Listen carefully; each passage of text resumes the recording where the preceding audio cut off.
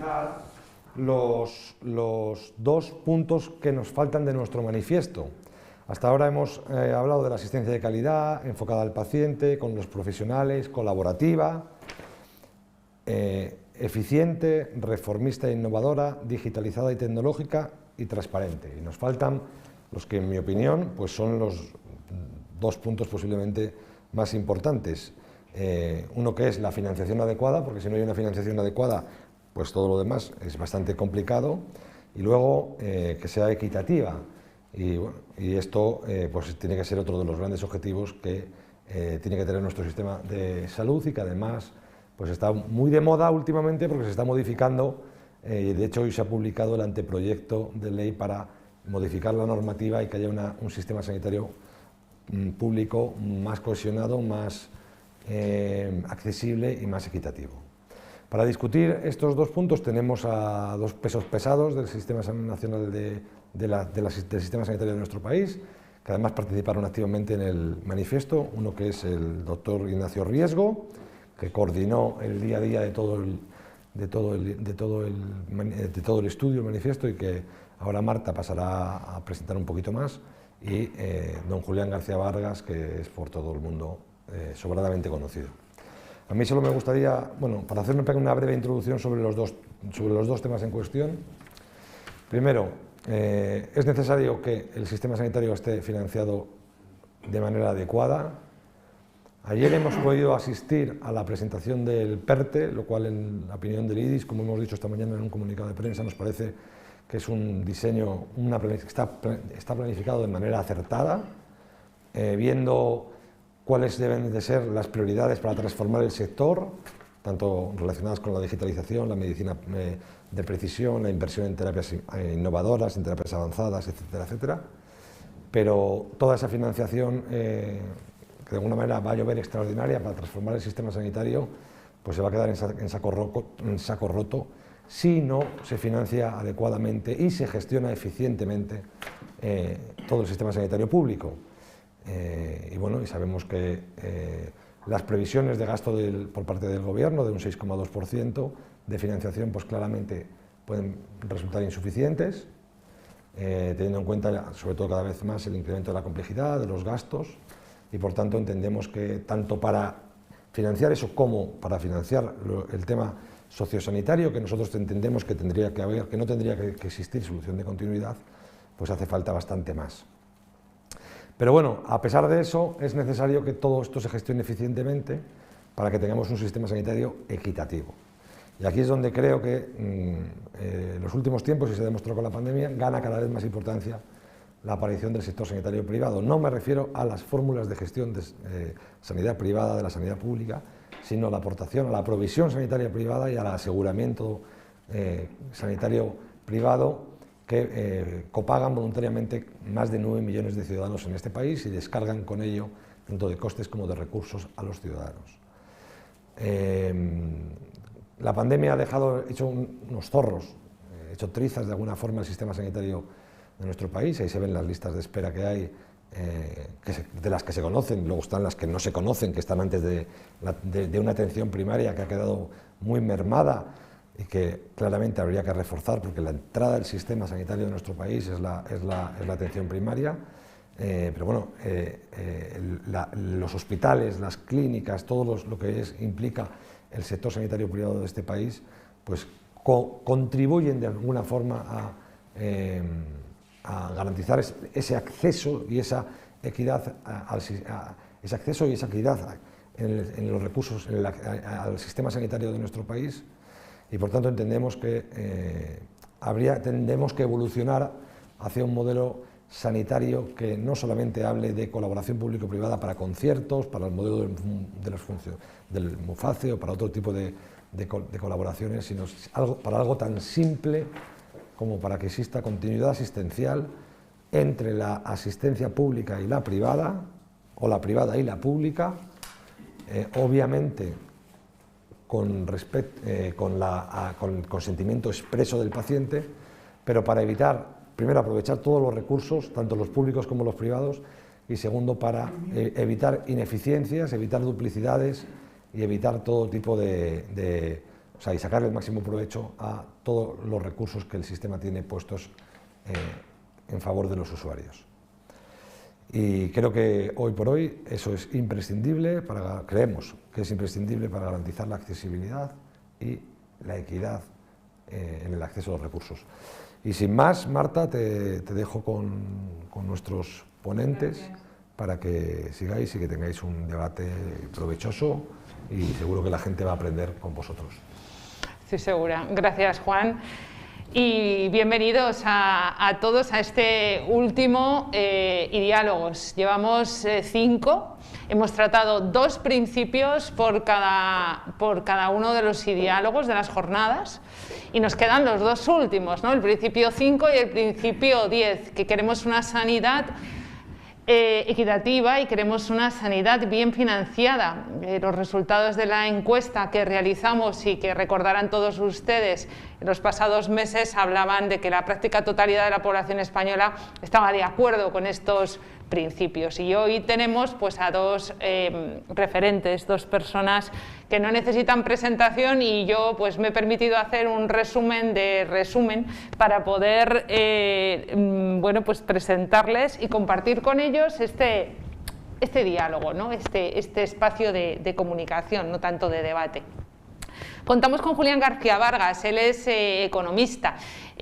Julián ha sido funcionario de los Cuerpos Superiores de Administradores Civiles del Estado y de inspectores de la Hacienda Pública.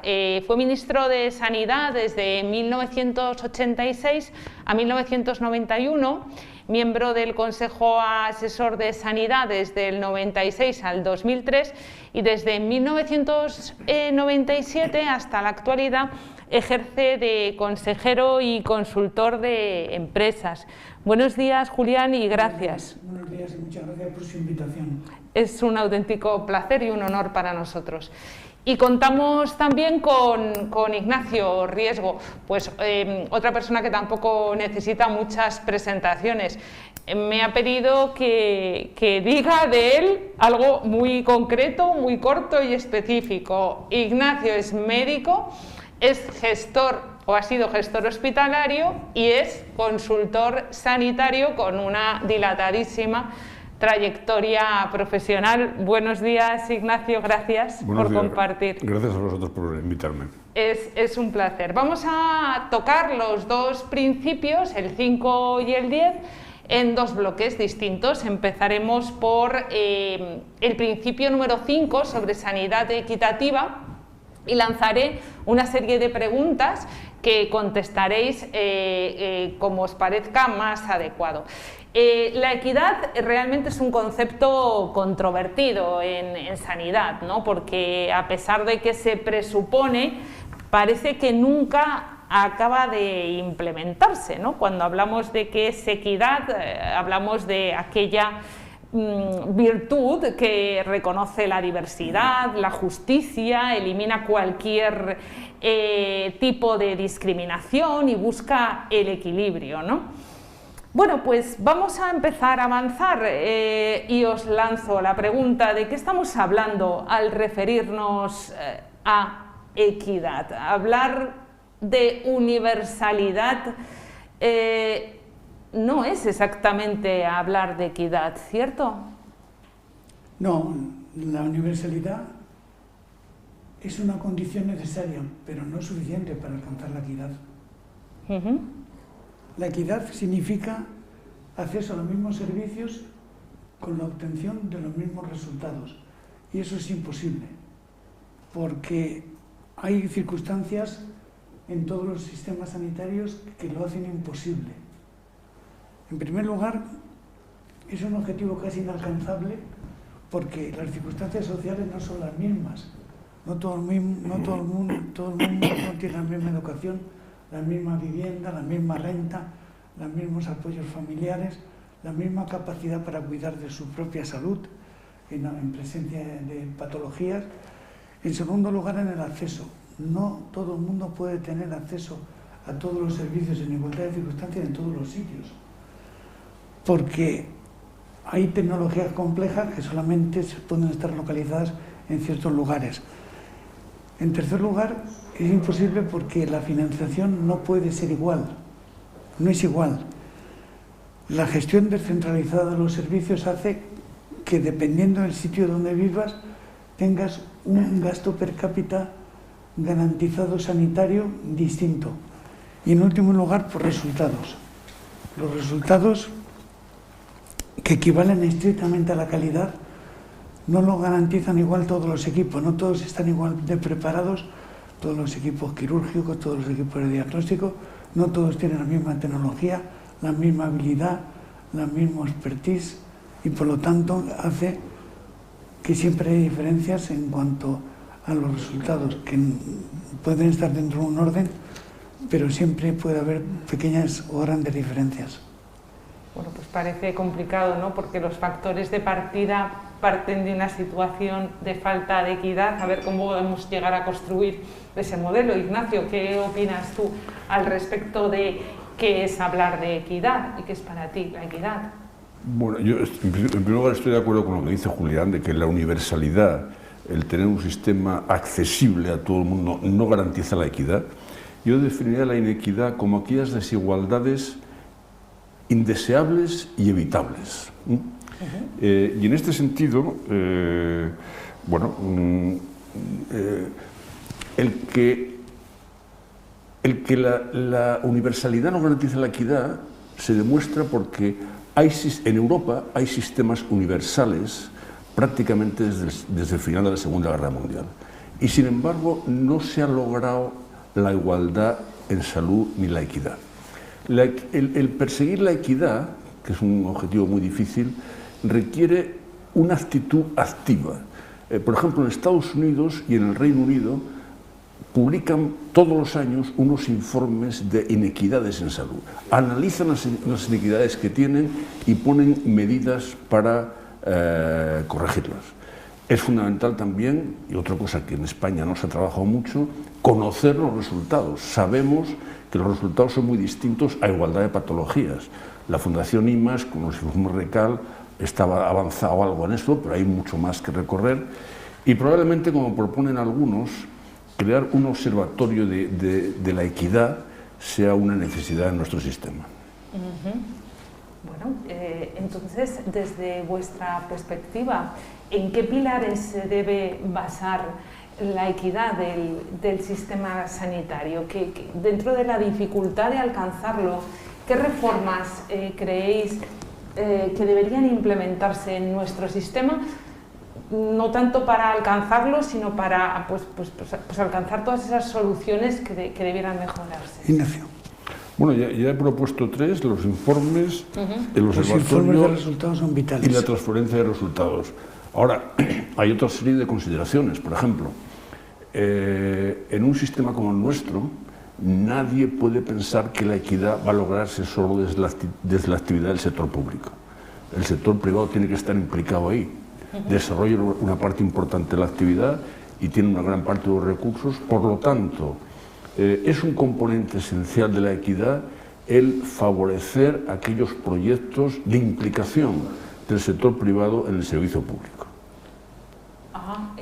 Y concatenando con esto que estás trasladando al respecto de la colaboración privada-pública, la gestión directa, ¿podría decirse que es fuente de inequidad? Yo quisiera añadir algunos elementos a la pregunta anterior. Estoy de acuerdo con que la medición de resultados es la clave para luchar contra la desigualdad, porque el proyecto RECAL de la Fundación IMAS presenta resultados escandalosos. Hay una diferencia del doble de mortalidad por insuficiencia cardíaca entre la comunidad autónoma que mejor lo hace y la que peor lo hace. Y eso, que es un estudio con bastantes limitaciones, deja fuera muchas patologías. Y sin duda habría que encargar a una agencia especializada del Ministerio de Sanidad esa medición de resultados desde la independencia y desde la capacidad técnica demostrada.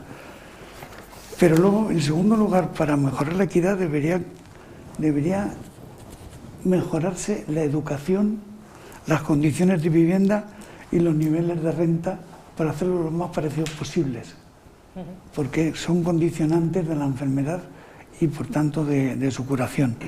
Y en tercer lugar, habría que hacer más homogéneo el acceso de zonas apartadas a los servicios más eficaces y más sofisticadas, introduciendo para ello los tiempos de espera y de diagnóstico.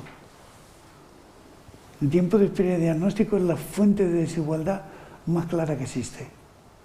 La lista de espera, ¿no? La lista de espera. Y el diagnóstico. ¿Perdón? Las listas de espera y el diagnóstico. Y de diagnóstico, claro. Y de tratamientos en consecuencia, ¿no? Es la fuente de desigualdad más evidente que existe. Y al respecto de lo que estábamos comentando, de la gestión directa, Julián, al respecto de las inequidades propias de la gestión directa. Yo creo que la gestión directa es fuente en sí misma de inequidad y de desigualdad, porque los hospitales son centros de gasto y con la consecuencia la lentitud, la repetición de procedimientos, la falta de agilidad, solo corregida por la diligencia de los profesionales. O sea, que el modelo es proclive a inequidades. La gestión directa supone rigidez para distinguir y premiar a los mejores profesionales.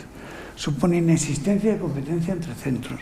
Supone desinterés por medir y comparar y por competir. Significa apostar por procesos burocráticos de gestión de gasto. Y muy especialmente significa una gestión muy negativa de recursos humanos, donde no existen mecanismos para premiar a los mejores, para promocionar a los mejores, para distinguir a los servicios que mejores lo hacen, a los que lideran las mejoras profesionales. Eso con el sistema de gestión directa es casi imposible. Solamente la diligencia y la actividad individual de los profesionales puede romper o rompe parcialmente con todo esto. Me parece súper interesante ahondar un poco en la reflexión al respecto de la gestión directa. Querría conocer tu opinión, Ignacio, al respecto de ello. Antes de la gestión directa, si me permites, quiero decir que las desigualdades en salud tienen origen en muy distintas situaciones. Educación, vivienda, condiciones laborales, condiciones de transporte, etc. Por lo tanto, no es solo responsabilidad del sector sanitario el lograr la equidad en salud. Esa es una responsabilidad de gobierno. El sector sanitario tiene su parte alícuota, pero hay muchos condicionantes de salud que no tienen que ver con el sistema sanitario. Bien. Quiero incidir, y voy a continuación a la gestión directa, en el tema de las listas de espera.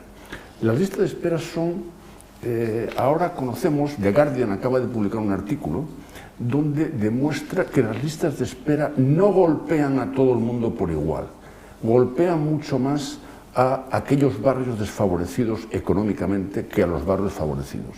En todas las esperas del National Health Service y seguramente también de nuestro Sistema Nacional de Salud. Y en cuanto a la gestión directa, bueno, la gestión directa es la antítesis de lo que necesitan organizaciones tan dinámicas como son las organizaciones sanitarias. Las organizaciones sanitarias necesitan innovación, necesitan incorporación de nuevos profesionales, necesitan cambios permanentes, y todo esto es la antítesis de la gestión administrativa.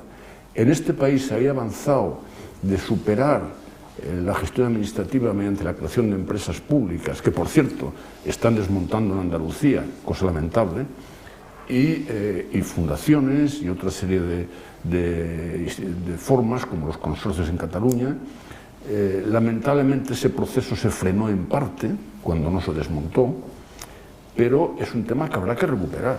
La gestión directa es algo a superar para avanzar hacia una gestión más empresarial.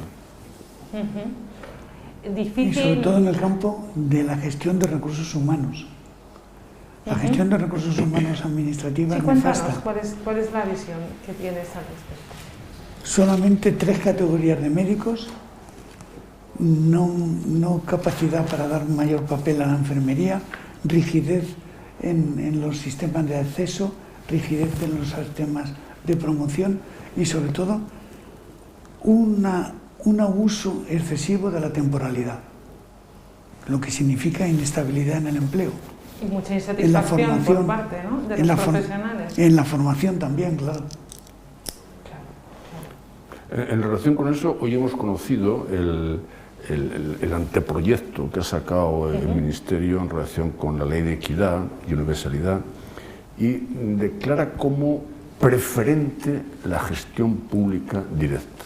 Bueno, esto es un error importante. Yo creo que precisamente lo que tendría que hacer el Ministerio es animar a la transformación de la gestión pública directa hacia un modelo más empresarial, como se hizo en su día en el Reino Unido, creando los trusts, que ha transformado todos los hospitales ingleses. Sí, pero recomienda, pero no cierra la posibilidad de colaboración. No cierra la posibilidad, efectivamente. Afortunadamente, porque desde la colaboración, porque este tema de colaboración público-privada, ¿no?, tiene mucho de ideología y tiene mucho de demagogia, ¿no? Es la consecuencia del exceso de ideología que preside una parte de los gestores del sistema sanitario español. Este proyecto de ley va en la dirección de primar la ideología sobre las consideraciones prácticas y la experiencia directa de resultados probados a lo largo de los años. ¿Qué pasa con el tema de los resultados? O sea, ¿qué hay detrás? Ahora que habéis hecho bastante hincapié, ¿no?, al respecto de las inequidades y al respecto de esta necesidad de agencia para medir resultados, ¿qué ocurre con la medición de resultados? ¿Por qué no se comparten? Bueno, Julián conoce esto mejor que yo, pero seguramente el tema de las transferencias jugó en contra de la transparencia en resultados, porque nadie quería verse reflejado con tintes negativos y entonces la solución que se adoptó es una cierta opacidad. Y claro, eso es un tema a superar, evidentemente, porque además una de las virtudes de un sistema descentralizado es precisamente la capacidad de comparar y la emulación que eso representa. Y de cara al paciente, ¿no? De cara al paciente, porque además claro. Lo que más entiende el paciente es la oferta de servicios. Claro. Aquí somos capaces de intervenir las cosas más difíciles. Lo que no es igual de fácil de explicar y de aceptar por los ciudadanos es que se haga bien o mal y que el resultado sea notablemente inferior a un hospital de la comunidad de al lado. Eso de comparar entre territorios es algo a lo que se han resistido siempre las autoridades. Lo que quieren es explicar que ellos ponen los recursos aunque los resultados no sean buenos. Y además se considera como un tesoro el tener un resultado de mortalidad o de cualquier otra consecuencia de una intervención entre un territorio y el de al lado.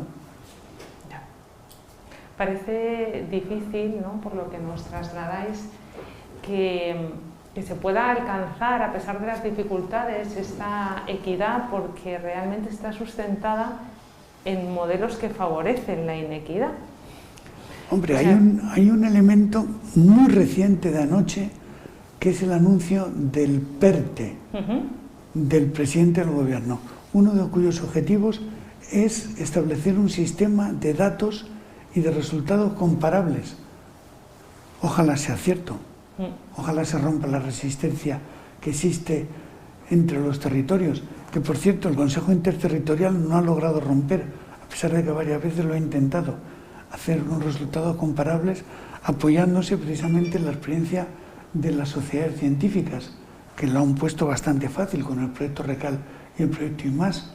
Han pedido recursos al Ministerio, no se los han dado, pero ahora parece que lo van a obtener a través de este PERTE.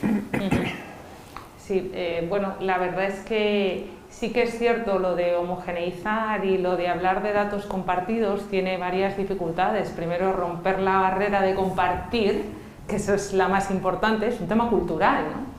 Y luego la de armonizar los requisitos y los requerimientos, porque lo que nos estamos encontrando, y desde la Fundación IRIS, como sabéis, estamos impulsando, ¿no?, la creación de un proyecto de interoperabilidad de datos y de la historia clínica, y la dificultad que nos estamos encontrando es que no están armonizados los criterios. La tecnología y la forma de plantear los datos clínicos es absolutamente dispar y con grados de avance totalmente distintos. De momento, lo que hay es voluntad de hacerlo y a partir de ahí lo que tendremos es que remangarnos para todas estas dificultades propias de los datos clínicos, ¿no? Que ahí tenemos que hablar de temas muy candentes, como es la privacidad, la protección de datos o la seguridad de una información tan sensible, ¿verdad? O los criterios, los protocolos de medición de resultados. Efectivamente. Que eso solamente lo pueden hacer los expertos, las sociedades científicas. Hay que encargárselo a personas independientes y que sepan de ello. Y ahora que estábamos hablando, Julián e Ignacio, del tema del PERTE, que se presentó ayer, el tema del PERTE de salud de vanguardia, ¿no? Que así se denominaba, donde además se hace referencia bastante reiterada al tema de la colaboración público-privada, lo cual nos satisface, ¿no? Nos satisface muchísimo. Vamos a pasar al bloque de que queremos una sanidad financiada adecuadamente. Y yo me pregunto, bueno, pues, ¿qué es estar financiado adecuadamente? Cuando todos en el mundo empresarial planteamos un modelo de presupuesto y un modelo de financiación, lo hacemos basado en un plan de acción, en un modelo estratégico. Yo digo lo que quiero hacer y digo cuánto dinero necesito para hacerlo. Parece, por tanto, desde mi perspectiva, imprescindible para hablar de una adecuada financiación. Creo que es clave tener un modelo de gestión adecuado que sirva de apoyo. ¿Qué opináis al respecto? Y es que eso existe para poder decidir si estamos o no bien financiados. No, es que efectivamente ese es el problema, ¿no? Generalmente se dice hace falta mayor financiación de la sanidad y seguramente eso es correcto porque estamos por debajo de la media de muchos estándares europeos, ¿no? Bien, pero no se hace mención al modelo de gestión y es que eso es fundamental. Quiero decir, de nada vale meter gasolina a un coche que no funciona, más y más gasolina. Si el motor está estropeado, eso no te va a funcionar. Y tenemos un sistema donde la presión al aumento de coste es impresionante, porque coexiste una oferta prácticamente ilimitada, continua, una avalancha de nuevo conocimiento, de nuevas tecnologías, con una demanda también insaciable. Y esto hace que, salvo que se gestione muy bien, produce un aumento de gasto en ocasiones inasumible, ¿no? Por eso, hablar de financiación es hablar del modelo de gestión. Muchas patronales están acostumbradas a continuamente decir hace falta más financiación, y es verdad, pero me gustaría que también hicieran hincapié en la necesidad de cambiar el modelo de gestión. Sobre todo porque entonces no priorizamos adecuadamente las necesidades, es decir, si el modelo de gestión está mal construido, puede que las dotaciones que se tienen estén mal asignadas a las actividades que se precisan, ¿no? Bueno, es que además del nivel de gasto per cápita, los euros per cápita que son dedicados a cada persona, hay que hablar de la dispersión territorial.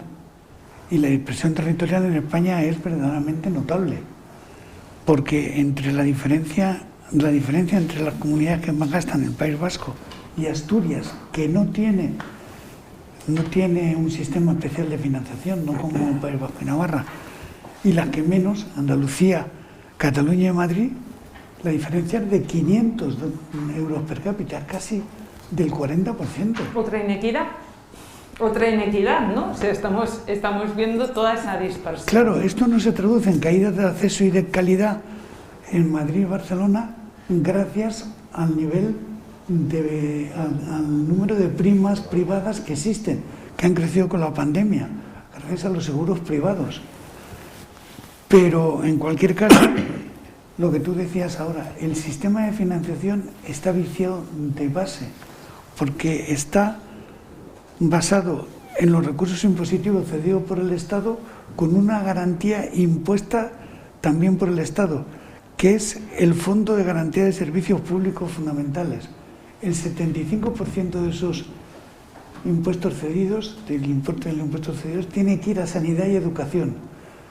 Pero a medida que se renuncia a recaudar ciertos impuestos cedidos, se va reduciendo ese 75%, que es lo que ocurre en Madrid, por ejemplo. Y eso pues tiene consecuencias en la reducción del gasto. Por eso Madrid presenta la paradoja de, siendo la comunidad más rica de España, es la segunda que menos gasta, gracias al sector privado que lo compensa.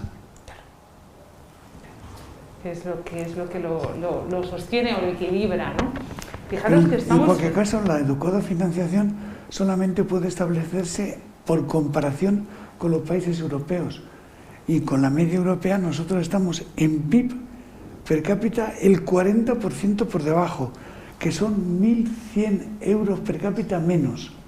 Pero si se añade el privado, la diferencia es del 20%, y son solo 500 euros menos per cápita, que es un resultado que, dada la diferencia de precios y de salarios, pues da unas condiciones del sistema sanitario español bastante comparables y que resisten cualquier comparación con los países europeos. Pero gracias a un esfuerzo que hacen unos ciudadanos comprando una póliza y pagando una póliza en condiciones fiscales que no son iguales que las del resto de Europa, además. En absoluto. ¿Tienes alguna opinión al respecto de lo que decía en relación Julián? con la financiación, también para completar, el tema de la COVID ha generado dos fenómenos, uno positivo y otro negativo desde mi punto de vista. El positivo es que ha colocado al sector sanitario en la agenda política y la necesidad de mayor financiación prácticamente en el consenso general, ¿no? Y eso es positivo. Pero también en el sector sanitario ha creado una especie de síndrome de barra libre. La pandemia justifica todo, cualquier gasto, y de eso nada. Quiero decir, la contención de costes, dada la tendencia al alza de los costes sanitarios, debe seguir vigente. De ahí la importancia de la eficiencia en la gestión. Efectivamente.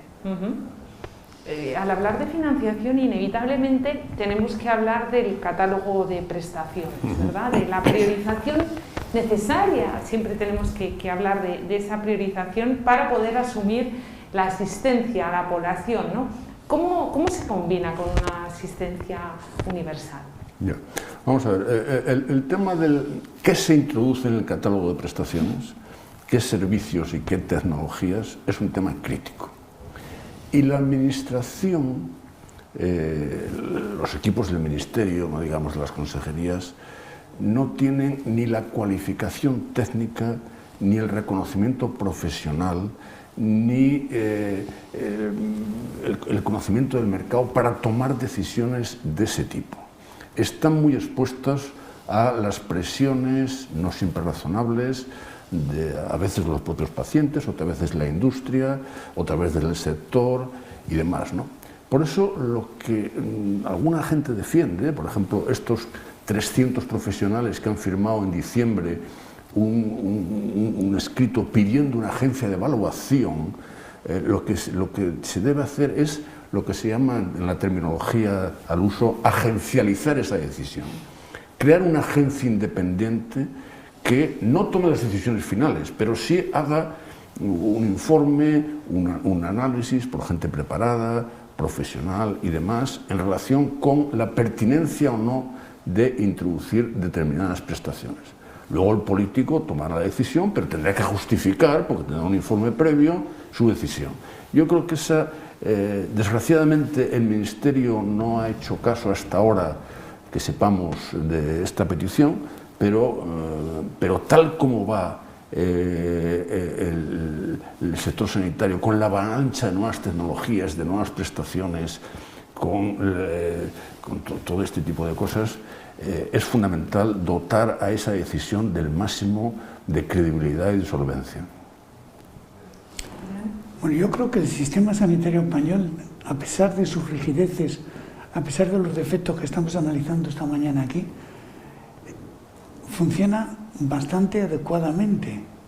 A pesar de esas diferencias, la labor de los profesionales logran superarlas.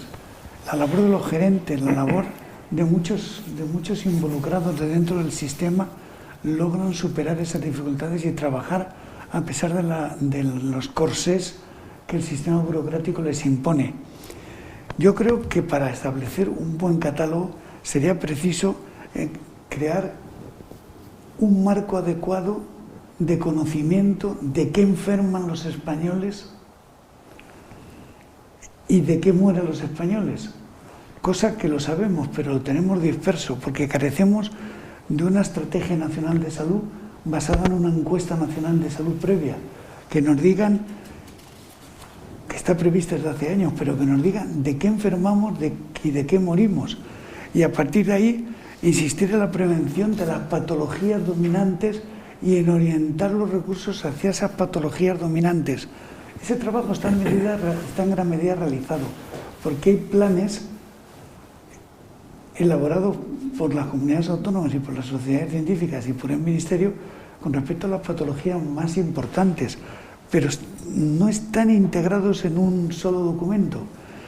Y esto implicaría poner en común todos los protocolos, todos los tratamientos y todos los recursos que se dedican a esos grandes planes.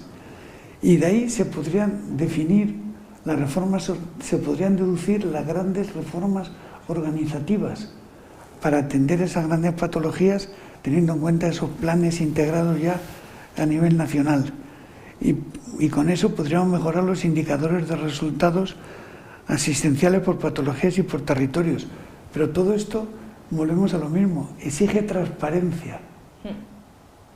Exige transparencia y exige comparación de resultados y competencia entre servicios y centros, cerrando los de peor ejercicio, los de peor resultado. Y esto de momento no parece que sea la tónica aceptada por las autoridades autonómicas y centrales. Pero en realidad ese trabajo de la prioridad está hecho, lo que pasa es que no está bien integrado y no está bien sistematizado.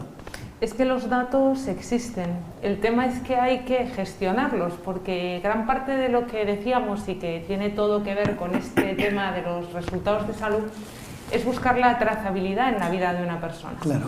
Es decir, el poder encontrar de qué pasa con la salud de una persona desde que nace hasta que muere, y realmente no hay un repositorio común donde poder analizar esta evolución. No existe, desde luego, ni solamente con la pública ni entre la privada y la pública, que eso es lo que queremos conseguir, ¿no?, en el futuro, ¿no?, el hablar de esa continuidad asistencial para poder medir el estado del arte de la salud de un ciudadano español a lo largo de toda su vida, ¿no? Pero el trabajo, ya digo, que está en gran medida hecho, porque tenemos planes nacionales con respecto a las enfermedades dominantes y sabemos cuántas personas las sufren, cuántas personas fallecen al año, pero al mismo tiempo no hacemos suficiente hincapié en la prevención coordinada de todas esas enfermedades.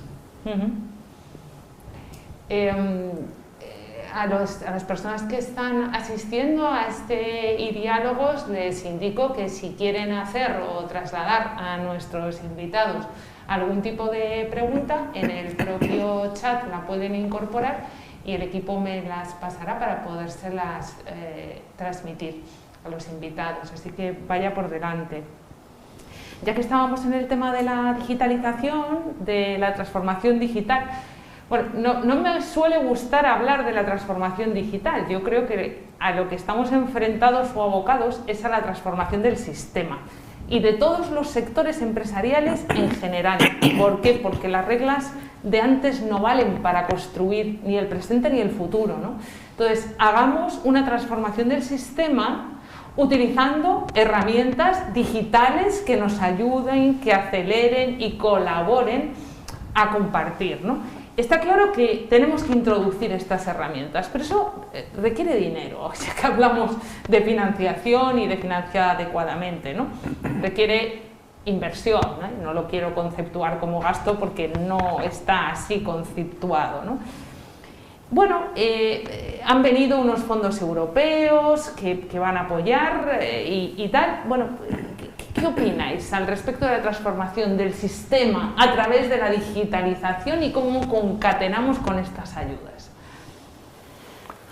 Bueno, pues yo diría, como tú has dicho, que la transformación tiene que ser del sistema y secundariamente digital. No se trata de digitalizar el sistema tal como funciona, se trata de hacer un sistema más empresarializado, con más papel de los pacientes, con más rol de los profesionales, y en ese contexto digitalizar. Y esa es la primera consideración. La segunda es que la experiencia de la transformación digital hasta ahora en las comunidades autónomas es que un sumatorio de transformaciones digitales en las comunidades autónomas no es un plan nacional y no garantiza la interoperabilidad. Entonces, yo creo que aquí sí que tiene que haber un plan nacional, algo que nunca hubo, un plan nacional de transformación digital, de digitalización, mirando a Europa, evidentemente, pero un plan nacional. Y yo creo que estos son los temas fundamentales, ¿no? Ya se han mencionado algunos esfuerzos que se están haciendo, por ejemplo, la Fundación IMAS, aparte del proyecto RECAL, tiene otro proyecto muy interesante de la historia clínica del ciudadano, muy interesante porque es una historia clínica holística que incluye no solamente los episodios de contacto con el sistema sanitario público y privado, sino también los determinantes de salud e incide en la propiedad o parte del ciudadano de esa historia clínica. Y también la Fundación IDIS, como bien sabes, está en un proyecto de compartición de información sanitaria en el conjunto de actores del sector privado, ¿no? Algo muy difícil, no técnicamente, sino conceptualmente, la disposición, el cambio cultural que eso representa, ¿no? Yo creo que para la transformación digital hay una condición previa, que es el reforzamiento de las redes, porque es imposible mantener la situación actual en que una persona llama por teléfono al centro de salud durante 5 días y nadie le responde o le responde una máquina. Habría que reforzar las redes, habría que reforzar también las personas que atienden telefónicamente o que atienden informáticamente a los pacientes. Eso no lo veo como está contemplado, porque en el PERTE que anunció ayer el Gobierno dice transformación digital en relación con la ciudadanía y de gestión de recursos, particular énfasis en la atención primaria y en la equidad en el acceso a una atención sanitaria de calidad con ciberseguridad. Es decir, ¿cómo se consigue esto con las personas mayores? Que no tienen mecanismos, no tienen un PC a mano o no saben cómo acceder al centro de salud. Esto significa tener a la atención primaria en otra actitud, en una actitud de atender presencialmente y también digitalmente. Y esto significa informar a los profesionales y reforzar el número de profesionales que se dedican a esto, a través de, como he dicho, los que atienden las llamadas telefónicas o los que atienden las consultas telemáticas. Esto es previo y no sé si se va a hacer. El otro día presentábamos nuestro estudio de experiencia de paciente digital, ¿no? Y nuestro conferenciante, Jenny Roca, decía: vamos a ir a un sistema sanitario que en la actualidad es reactivo, porque vamos al médico cuando estamos enfermos y la conceptualización de estos dispositivos que miden nuestro estado de salud nos llevará en un futuro, y hablaba entre 10 y 15 años, a que sea el médico el que me llame para avisarme que me va a dar una bajada o una subida glucémica o me va a dar un infarto, etcétera, ¿no? Es decir, es que es conceptualizar el modelo de otra manera completamente distinta, desde un punto de vista reactivo hasta un punto de vista muy basado en la salud, ¿verdad? Porque es esa prevención. Hombre, yo monitorizo... Monitorizar a todos los pacientes de entrada es imposible, pero monitorizar a los que tienen una patología grave sí es factible y sí se podría empezar ya con ellos. Por supuesto, y requeriría estas inversiones y quizá estos fondos europeos, ¿no? De cáncer, esto se les puede monitorizar fácilmente, desde ya. Pero y además los pacientes, Julián, están dispuestos. Es decir, en lo que hemos medido en el informe es que hay disposición y disponibilidad por parte de los pacientes, no solo para sentirse monitorizados, sino para sentirse seguros e incluso para compartir sus datos para futura evolución de sus propias patologías. O sea, estamos abiertos digitalmente, mentalmente estamos abiertos. Luego eso es un gran paso. Voy a hacer una serie de preguntas que nos han trasladado y dicen, y volvemos, ¿no?, al tema de la equidad. Dice que ya se ha apuntado que para garantizar la equidad se han de usar todos los recursos. Preguntan, ¿creen que estamos en el camino de acercarnos a esa equidad?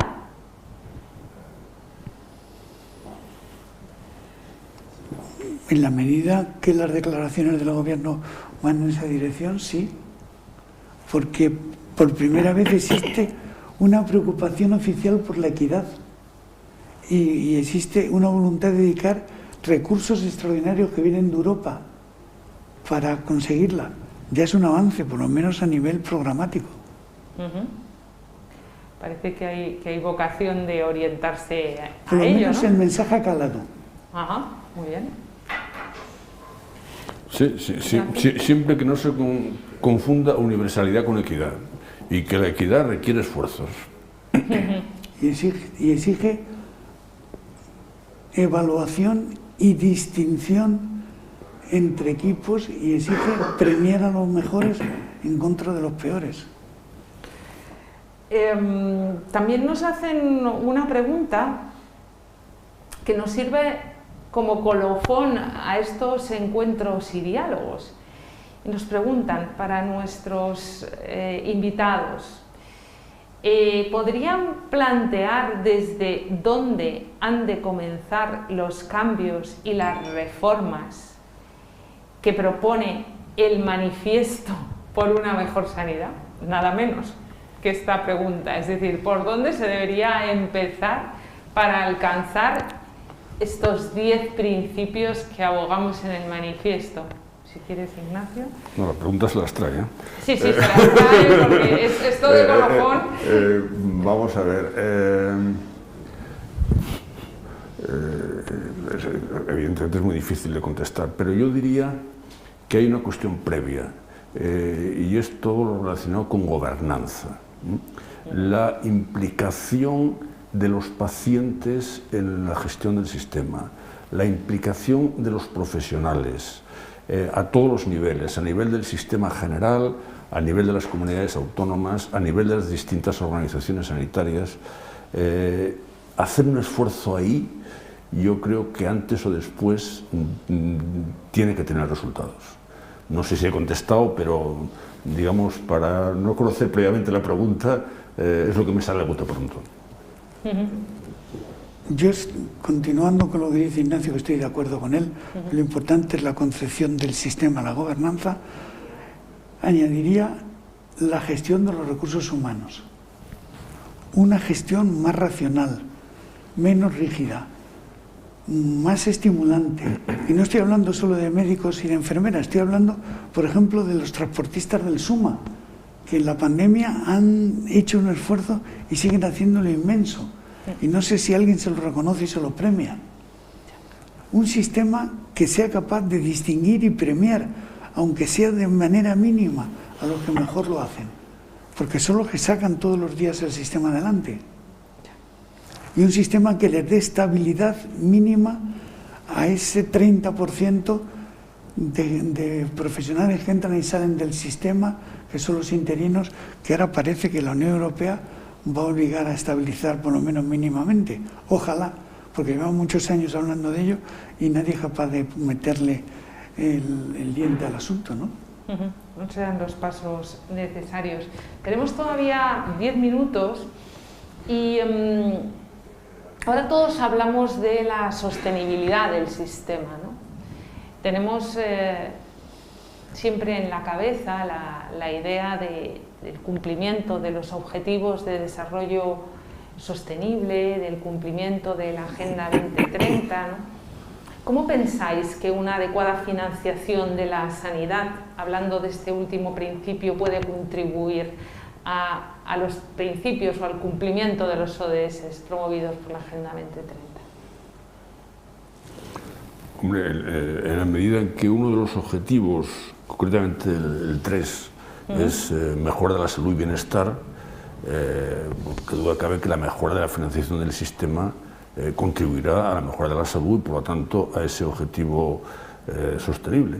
Quiero hacer mención, en relación con esto de los objetivos de desarrollo sostenible, a una declaración que hubo la semana pasada de 42 países que pedían al sistema sanitario su responsabilidad en relación con la contaminación por CO2. Porque el sistema sanitario contribuye con un 5%, que se dice pronto, a la contaminación por CO2 en el mundo. Si fuera el sistema sanitario un país, sería el 5º país contaminante. Por lo tanto, yo creo que en el tema de la energía y en el tema de pensar en la contaminación que realiza el sistema, ahí hay un camino impresionante por recorrer, que afortunadamente algunas entidades, como Sanitas, quiero citarlas, ha empezado ya, pero que evidentemente tienen que estar ahí el sistema público, muy en primer lugar, y el conjunto del sector. Julián. Pues no sabía el dato que acaba de decir Ignacio, pero me parece muy revelador, porque me parece que significa incidir en el transporte sanitario, incidir en la gestión de los edificios sanitarios, ¿no? Básicamente. Y por lo tanto, pues esto podría empezar, el famoso PERTE, podría empezar por ahí, ¿no? Efectivamente, sí que podríamos, y me consta que muchas organizaciones, tanto grupos hospitalarios como industria, está trabajando en pro de estos objetivos de desarrollo sostenible, que sí que es verdad, es el 3, ¿no? El que habla de salud y bienestar, creo recordar. El 3, sí. Y cuánto de importante es ese ODS de alianzas estratégicas, ¿no? Fundamental. Porque es si el algo, 17. El 17, exactamente, porque si algo nos ha enseñado la pandemia es a desarrollar la capacidad de volver a aprender a sumar, ¿no? Entre todos somos muchísimo más fuertes, y esto lo promueve también nuestro principio basado en la colaboración. Pero yo no sé si la pregunta se dirigía al carácter sostenible financiero solamente o al carácter sostenible ecológico. Bueno, es que la sostenibilidad recoge pues todo el ámbito, o sea, recoge la sostenibilidad el ámbito de la innovación, recoge las buenas prácticas de gestión medioambiental, recoge las prácticas... Yo creo que uno de los grandes virtudes, defectos del sistema es que se anuncia su quiebra todos los años, y se ha anunciado a lo largo de la pandemia varias veces y nunca se produce, porque los profesionales siempre hacen un esfuerzo adicional. Por ejemplo, la vacunación no se la hemos reconocido, el esfuerzo que han hecho en la atención primaria. Han hecho un esfuerzo enorme y lo hacen en todos los servicios y en todos los niveles, y el sistema nunca quiebra. Por eso los políticos pues piensan que no grave la situación, porque nunca termina de dejarse de atender a los pacientes o de dejar a alguien morir en unas urgencias. Hay mucho de la voluntad y el esfuerzo de los profesionales. Muchísimo. Que evidentemente, como algo que les caracteriza es la humanidad, y como algo que los caracteriza es su vocación de servicio inmenso, pues de eso realmente se aprovecha gran parte del Ahora sistema. bien, con un poco más de recursos serían más eficientes, lo harían mejor, lo harían sin tanto estrés y lo harían con mejor voluntad y con mejores resultados. Desde luego, y una buena experiencia de los profesionales redunda, sin duda, de manera directa, en una gran experiencia de los pacientes, que hacen mejorar su salud y que hacen mejorar en ese seguimiento hasta la adherencia a sus tratamientos. O sea, a nivel de experiencia, todo está correlacionado. Es que los que hemos ingresado a lo largo de la pandemia en un hospital, en una situación de urgencia, nos hemos quedado asombrados de la capacidad de respuesta que tienen los profesionales, ¿eh? Sin duda, sin duda. Y además respuesta coordinada, porque no respuesta de uno a uno, respuesta de un equipo, porque eso la pandemia es lo que ha conseguido, romper los compartimentos estancos entre especialidades y que todos trabajen al unísono. Pero yo llegué en una situación de casi colapso cardíaco y me encontré con que había 5 o 6 especialidades juntas esperándome. Ajá. Lo cual lo valoré y me asombró. Eso lo han reconocido, y en el informe que hicimos, del informe de experiencia de paciente digital, que hicimos un cualitativo con médicos, con profesionales sanitarios de distintas especialidades, hablaban que la gran potencia de lo que les había traído el COVID ha sido trabajar en equipo, exactamente lo que dices tú, Julián, lo de generar aspectos comunes y trabajar con una visión compartida. Lo mío fue una fundación Jiménez Díaz, pero estoy seguro que en los otros hospitales de España trabajan lo mismo. Estoy segura. Pero yo le estoy enormemente agradecido por el esfuerzo demostrado en un momento tan delicado para el paciente, ¿no? Sin duda. Bueno, pues ya es la hora, hemos cumplido religiosamente, como venimos haciendo habitualmente, el horario previsto. Es la 1:30. Hemos terminado con los principios del Manifiesto por una mejor sanidad. Todos queremos estos 10 principios, son los puntales, los pilares. Es difícil alcanzar la equidad si el modelo pues, no es equitativo, y parece que hay dificultades para poderlo alcanzar porque los miembros no lo respetan en esta dirección. Hay que cambiar el modelo.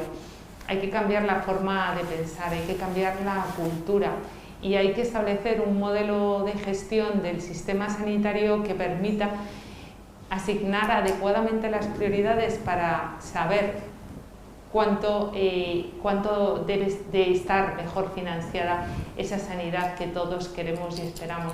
Yo creo que ya somos muchos los que pensamos que hay que cambiar las cosas y lo que vamos a hacer es seguirlo promulgando y seguirlo defendiendo. Muchísimas gracias, Ignacio Riesgo, Julián García Vargas, por acompañarnos hoy aquí, y a todos ustedes, gracias una vez más por estar ahí. Muchas gracias a todos. Gracias.